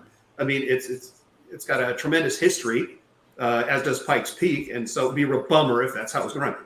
They didn't need our help. Clearly, they fixed it and it hauled ass, and it was good. But that's just sort of the level of even let's say sportsmanship that exists up there. Even on Sunday, I mean, you, me, Kevin, Ryan, we all went over to Cole's team because they ran like a 10-20, 10-30 or like something like that. Fifth or something overall. We all went over there and drank beers with them. I mean, it's the camaraderie that. And honestly, listen, there is an element of that too, but it's also like Bonneville. Like there's guys that I go to Bonneville with that work on the speed demon team that I don't see any other time of the year. And the good news is, we're all together for 1 week, and just about the time you're getting tired of these motherfuckers, it's time to leave and you're done for another year. So then you see them again and you're so excited and happy to see them and talk about stuff and hang out and talk about the old times and whatever else. And then it's gone again. And it's the same thing at Pikes Peak, with those guys that we kind of have managed to get ourselves around at Pikes Peak. It's a little miniature, PRI show. Yeah. Teddy Josie asked what Zebulon's involvement during race week was. Zebulon is a company run by Ryan Neff. Ryan Neff is a race car engineer. He was brought on board for this year's Pikes Peak at the last minute because our engineer and our car chief were unable to make the event this year. And we found that out about 2 weeks before the race, maybe 3 weeks before the race. So we had to bring on some other people, and when I say we, I mean Don, called a bunch of his contacts in the industry, and he found two really great guys. One of them was Ryan Neff, who again came in and did the engineering on the car. So what's an engineer do? An engineer looks at the data that we're getting out of the car. I'm looking at the engine controls and power management, things like that. He's looking at suspension setups. He's looking at speed, brakes, how he can help the driver, what we can make changes to on the car as far as the suspension, damper settings, whatever, to try to improve the efficiency of the car, make the lap times go down. So Ryan's there to do that. And car chief Seth Lizier, I think, or Lizier. Bradley Cooper was brought on board as a car chief. And he works on those kind of cars, has lots of experience doing that, works on other kinds of cars as a car chief. Car chief is the guy that works on the car and is in charge of all the nuts and bolts and how everything goes together. The engineer tells the car chief what he wants changed, and the car chief changes it. Or maybe the engineer helps in the case of a small team like ours. And maybe sometimes the engine management guy and or the fucking guy with the camera has to do some of the stuff too. Everybody has a little bit of cross pollination on a small team like this, but yeah, that's how it works. So Ryan was brought on board this year. He did a fantastic job. Both him and Seth did. We got along great with both Ryan and Seth. Super solid guys, extremely high level, high achievers in their industry. And it shows. And they came in with zero preconceived notion. They came in with open minds, and they came in, most importantly, without egos. And it certainly could have gone completely sideways, and it didn't. And it ended up being a fantastic week. We had great success. Everybody's happy, and we're now working on how do we get better for next year. And we've got a laundry list of changes. We had a meeting last week, about an hour. Things I want to do with the engine control, things I don't want to do to the engine, like change fucking anything. And yeah, we're going to change some stuff on the car, suspension setup, whatever, aerodynamics. We have a little bit of deficiency, ran out of time last year. We're building the car to build an air box for the turbos. So we're going to build a proper air box because we're running at a little bit of a deficiency. When we rev the engine up all the way, the turbo is actually drawing a vacuum between the front of the turbo and atmosphere, which is bad. Basically makes the turbo think it's at a higher altitude than it really is. So we're going to build a proper air box that fixes that. Do some stuff with suspension, a little bit of CFD work, possibly some aero changes, gearbox, if possible, potentially something with the diff. The differential is not a spool like a drag race car. It's not a solid or live rear axle. It's got a certain percentage of lock that it has in its clutch pack.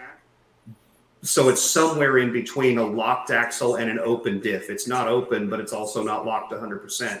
And that means that when you apply the power, it's going to want to spin one tire more than the other. But that also means that it turns corners easier because it unlocks the rear axle. We're going to experiment potentially with a computer-controlled clutch in the axle, where I can use the Motec using GPS distance or whatever to determine when to make the clutch lock harder in the diff and give us more grip, which means we'd have more acceleration, at least in a straight direction. So we're going to potentially play with things like that. We're going to refine. We found most of the low-hanging fruit. We're not looking to change anything big. We just summited. No need for us to make any massive changes for next year. That's the idea. Now, Todd Gibson wants to know how I liked dropping the flag. That was an opportunity that I didn't see coming. When did you find out that you were going to be doing that? So when we got ready to go to the starting line race morning, you get 4 passes. 4 people are allowed to go into the starting line area. Unless you're sneaky, yes. Right. And so Don gave me a pass. He gave Seth a pass, I think, or maybe Tristan. Tristan for sure had one. Yep. No, Seth didn't have one. So maybe it was me, Kevin, Ryan, and Tristan. I think. No, it wasn't Ryan. It was me, Kevin, Tristan, and maybe Brandon. And when he came to Ryan, he said, "Oh, sorry, I only have 4, but you have the radio." And I'm like, "Bullshit! Give Ryan. He has the radio. That's the guy that needs to be up there. If something goes wrong, he needs to not be standing 20 feet behind the car trying to figure out what it is. Yeah, I will be the one that doesn't go up there." And a couple minutes later, Don came to me and said, "Hey, because it's the 100th anniversary, they're allowing crew members to be the honorary starters if they want to be, and they can wave the flag." And I asked my wife, Mary, but she said that she figured it might make me too emotional, whatever, seeing her up there with the flag, and so she doesn't want to do it. So do you want to do it? Like, yes. Yeah, fucking absolutely, I want to do it. Yes. And so that gave me the opportunity also then to go with the car, up to the starting line, and of course, wave the flag. So I got to tell you, like, my heart was beating out of my chest. Now, last year when I went with the car to the starting line, and we planned to launch the car using launch control, when it came time to launch, they had changed the tires to a softer compound than what we had been testing with. So, of course, as you can imagine, on live television, he lets the clutch out, the motor dies. He starts it back up, revs it up, lets the clutch out, the motor dies. Finally, I'm like, just fucking drive the thing off like it's a grocery getter. I couldn't get away from the starting line fast enough last year. So this year, do you want to wave the flag? I'm like, okay. Again, I'm standing here, the TV camera's back there pointed at me. I'm like, don't fuck this up. It's not that hard. I just have to point at him, wave the flag, not drop it, not throw it, not do anything stupid. Make sure it's not all raveled up. That's the thing. So he hands me the flag and he's like, here, and I take it and I've got it in my hand. Now I've got the flag held down the flagpole. Like, so it's, it's not hanging out where you can wave it. It's under my fingers. I've got the pole here in my thumb and the flag, and I'm holding it like this. And I'm like, shit, I need to hold this a different way because obviously I can't let go of the flag or I'll drop the whole freaking thing. So I'm fumbling around trying to figure out which finger I'm going to use to hold the flag and the other fingers to make sure I hold it. I'm telling you, I couldn't have been any more nervous. I'm not sure that I've ever been any more nervous in my entire life. I was absolutely, my heart was going boom, boom, boom, and then I waved the flag and he let the clutch out and it did a glorious burnout. Beautiful. I mean, it was fantastic. I chubbed up a little bit there for a minute. And I honestly think that one of my favorite photos, even though the TV guys were in my way, one of my favorite photos is with your back towards, because I didn't know until last minute that you were going to do the flag thing. So I then had to get our other person who was working with us, her video crew. And I'm like, you guys need to just follow me straight up there. Don't let anybody stop you. We're just going to go. Right. Because we were not supposed to be where we were. And the photo that I nabbed of you turned around with your arm in the air and you could see the car driving off. That was probably my favorite moment that I captured of the entire event, because I had spent an entire week with you guys leading up to that. And all of the shit and the lack of sleep and, everything else, it legitimately led up to that moment. And then the moment, and you weren't there for it, I think you were on the starting line, the moment that Ryan turned around in the trailer and said that Don had summited. Yes. And because what people don't realize on Don's team is, with the exception of like you and me and Ryan, Seth and Kevin, like these other guys are young. They're much younger than us. And to see the emotion that they had just from summiting. They're young, and they're Don's, family and his friends and his, they're as emotionally wrapped up in as they could possibly be. We all get paid, so but there's still a connection. There's still an emotional connection. And you fucker, you managed to bring it out in me when you were, I don't even know what you were doing, but I know we were parked next to that barbecue and the smoke was going in my eyes. So that was, really what did it. But yeah, look, we now spent nearly 2 hours talking about it. Not if we spent the entire 2 hours trying to describe how it was and you what still it's like, wouldn't get it. It wouldn't work. You better just come and see what it's like, because you can't understand. It will absolutely take your breath away. And correct me if I'm wrong, didn't Dan say that this year, so I think they normally sell like 4,000 or 5,000 tickets. Yeah. This year, over 7,000, I think. And yes, it was the 100th running, but I think some of that had to do with COVID, and we could finally have fans back again. Yes. It was amazing. It was stunning. It wasn't, of course, first of all, I haven't ever been up there for race day because we crashed before we could even have a chance. But last year when we went, of course, it was a COVID year. It was, pretty mellow. But Dan said something like they printed 4,500 tickets and had to print 1,500 more, and then they still sold more than that. Yep. So, yeah, it was a shitload of people compared to what it normally is. And there's a ton of people going by the whole time we were in that car. And yeah, absolutely. Listen, the instant that you send the car off from the starting line and it disappears around that first corner, which is just underneath the starting line, flag, or the starting line billboard, whatever they have up there, you're done. It's up to the driver at that point, and the weather conditions and the car, and you're obviously hoping that shit's not going to fall off, not going to overheat, not going to break. Did I screw anything up? Did I make a mistake? And you don't know until you get the report back, either by the timing system or from the video system that they have out there, whether your guy made it or not. And you don't know what kind of time you made it in or where you ended up until you see it come up on the scoring system. So I had wandered around to the pit area because when Don ran, there was a problem with the scoring system wasn't updating anyone's time.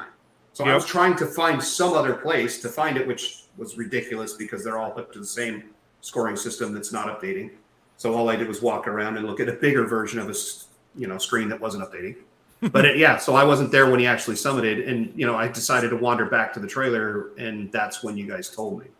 So Todd Gibson wants to know if Kelly Moss fabricated the turbo system or setup, and yes, they absolutely did. Kelly Moss did all of the fabrication and setup work on the car up till about 3 weeks before the race. They were going to be going with us like they have in the past, but they weren't able to do it, which is why we had to get a new engineer and a new car chief quickly. But Kelly Moss did all the pre-setup of the car and got it completely ready to go nut and bolted it, whatever, to go up the mountain before it left for race week. So yes. Before we wrap this up, I want you to answer this one question. Pick one moment out of the 7 days that we were there. What was your most memorable single moment of the entire event? Unquestionably sending him up that mountain before I waved the flag. I was looking at Don. I didn't know what to do, and I didn't want him to freak out. I was trying to make him calm. I was looking at his eyes. He was looking at mine. We were kind of, I don't know, doing what people do when they look at each other for a long time, kind of, doing this. And I was just trying to keep him focused. And there was a point where I reminded him the best way I knew how that this was for him. This was his goal, and he put all his money and effort into it, and we all contributed to it. But at this point in time, we're handing it off to you. It's in your hands, and keep in mind that this is supposed to be fun. And so the best way I knew how to do that was simply to remind him to smile on his way up the mountain, because this next 10 minutes of his life is what he spent his entire lifetime waiting to achieve. And obviously sending him off with the flag was cool, and I got chills when I did it and all that stuff. But those 2 minutes or however long it was, we waited until it was time for him to go. That was my most nervous and also my favorite time of the whole week. What do you have coming up next? Bonneville? Bonneville's next. We've been working on Speed Demon. The engines have been run on the dyno to verify that the oiling systems work and all that stuff. The AA engine, which is the big block engine, has been in the car and has run. Wait a minute. Yeah, so the big block's been in. The A engine, which is a 440-inch, 444-inch, whatever LS engine, that's been in the car and it runs. The E engine, which is a 257 cubic inch traditional small block, was on the engine I know today and running, again, to verify that it's all good. It will go in the car either tomorrow or the next day, make sure it runs, and then it'll come out and the A engine will go back in. We've been working on strategy and lots of stuff back and forth with other members of the team, and me and Kenny Duttweiler and obviously Steve Watt, who runs the team, and my other wiring genius guy, Greg Piles G, who lives here in Long Beach and worked with me at Motec. He does all the wiring on that car, so him and I have gone back and forth. We're going to be going up there later this week with the A engine in the car to go over all the sensors, all the electronic systems, make sure that they all work. It's a similar kind of thing to Pikes Peak. It's once a year. There is more than one event actually at Bonneville, but there's really only one we ever go to, and the only one that everyone really pays attention to is Speed Week, because it's the first one of the year. It's a week long, as you can imagine. Get a lot more sleep sometimes than you do at Pikes Peak. It's a different schedule, but no less work. And it's the same kind of thing, man. You're up early in the morning. You go out on that salt, man, when the sun hasn't even come up over the mountains yet, and watch the sunrise on the salt. And it is a different place than Pikes Peak is, but it's the same kind of feeling. You get some sort of feeling of connection with the universe by being out there and seeing that stuff. And then, of course, an hour later, you're starting a race car and running the race car down the track and doing your race car thing. But it's a unique venue. Pikes Peak and Bonneville remind me of each other, but Pikes Peak takes the cake over Bonneville for being, level of difficulty versus amount of time you get to fix stuff. You got one shot, man. Yeah. Even at Bonneville, you have all week to qualify. You only get one shot once you qualify, and if that doesn't work, you have to start over. But it's, Pikes Peak is, there ain't no do-over. It's go, and wait till next year if you don't like the result. Well, I'm going to have you on after Bonneville so you can explain how the Bonneville experience goes now that we've talked about Pikes. You know what? I could explain it all I want, and just like, same thing, same as Pikes. It's similar. I mean, You I gotta can go. explain it, but it's just not the same as going. For sure, every person that is interested in, motor racing, even slightly, owes it to themselves to one time in their life. Go to Bonneville. Go to Speed Week. It's the biggest event with the most cars. Go one time to Pikes Peak. You don't have to go every year, but go once to experience it. Go to Bonneville. Bonneville is not a great spectator sport for watching the racing because you're so far away from it. The cars are little. Obviously, it's cool to see, the fast cars go 400 miles an hour, whatever. But for the most part, most of the cars, you see like 5 of them, you've kind of probably seen them all. But what you can't get any other place is the walking through the pits. It's like being. My dad tells me it's like being at the drag races in the 60s. You have every possible combination of people's concepts of how to go fast. Some of them are scary looking. Some of them are really high tech and cool, but everybody's out there and they all get the same chance to play on the salt. And because it's not a professional sport, you're going to walk into someone's pit area. They're going to say, "Oh, sure, take a look at the car, or here, take pictures with it, do whatever, answer any questions you have. Hey, do you want something to eat?" I mean, it's just a nice environment to go to, and everyone should go, to Bonneville Speed Week, specifically Speed Week, once in their life, just to see what it's like. Here's a great example. This was probably a great way to end it. Last year, I was on the starting line. We're going to run Speed Demon. One of the other teams there, Wayne Jessel, he has a pickup truck, and he lets lots of people drive the thing and get licenses and get their record, get their 200-mile-an-hour hat or 200-mile-an-hour club hat in his car. One of those people happened to be Jason Line. So Jason Line is standing on the starting line. I got the laptop out. We start talking about, tuning the engine and how the turbo system works and whatever else. And he says something that was profound about Bonneville, which was that the fun level there blows drag racing completely out of the water because you are not competing against your competitor. You are competing against that salt, and in this case, for a speed, not a time. But it takes that something that exists that stops you from being completely friendly, let's say, with someone that's racing the same class as you, because you're not racing head to head with them. So, and I think that's exactly the same thing that happens at Pikes Peak, and it's probably why I like going to Pikes Peak also. If anybody wants to find you, find out what you do, anything like that, how do they follow you, find your work, etc.?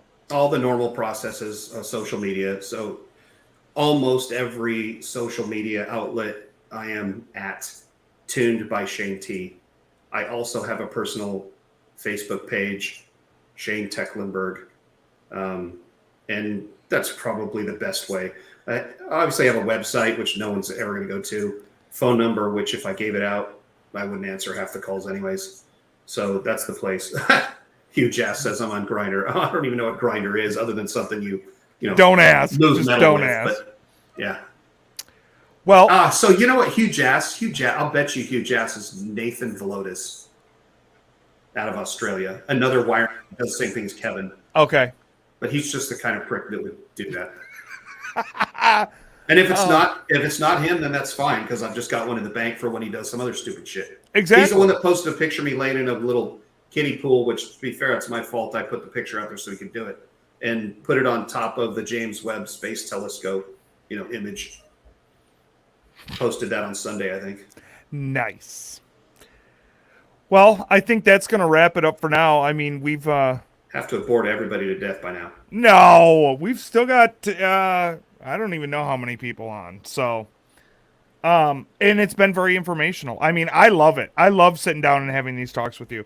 So anytime that you want to be back on the show, absolutely. Because I mean, we're going to see each other at least 3 or 4 more times this year anyways in person. So be careful what you wish for. That is true. I am actually going to go back to the drag strip this weekend. I was Yeah. there. I was there last weekend, but it was actually a car audio show. It wasn't a drag race. Yeah. This weekend, I'm going on Saturday, helping my buddy because he runs Knoxville Dragway, and he's got his series that they're running this Saturday. So I'm going up there. I haven't Listen, I have not taken my camera out of the bag since I came back from Pikes. Dude, I'm telling you, that week wasn't long enough after Pikes Peak, like No. to recharge. But I get it; like it takes it out of you. And so, yes, the next thing I'm going to do is Bonneville, I think, and then I was going to say the next time I'll be at the drag strips, the Midwest Pro Drag Racing Series, but I think I'll be at Indy with my guy that runs my customer Lee Hartman, who runs Factory Stock Showdown. So Yeah, I'll be in Maryland for Yellow Bullet that weekend. So I'll see you the following weekend in Michigan. yep, Martin. Yep. All right, well, stay in touch, and I thank everybody for tuning in. If you're on the audio version or the replay, I definitely appreciate it. Make sure to hit the subscribe button. If you like what we talk about, we're going to do some more of this shit. And Shane, I appreciate the hours of time. I'm glad that everything went well. We do need to get you a ring light because, yeah, I mean, you got to show off that beautiful salmon-colored dress shirt that you're wearing. I mean, I wore it that just for you, man. that is, I think it almost matches the silhouette that I've got on the front of the computer. It's closer to it's more bright. It's more hot pink than that thing even is in reality. But Yeah. it's all right. I It's think- a thought that counts, isn't it? I think you're going to have to start wearing that more often. I think if I go to Pikes next year and you're going to be there, I think we should both wear the pink at least one day. Preferably in tech where everybody can see us and talk to us too. So That'll be fantastic. it'll be ridiculous. But Yeah. again, I Great. appreciate all the time, and I will talk to everybody soon. Thanks a lot, man. Thanks. So we done. I got to take a piss.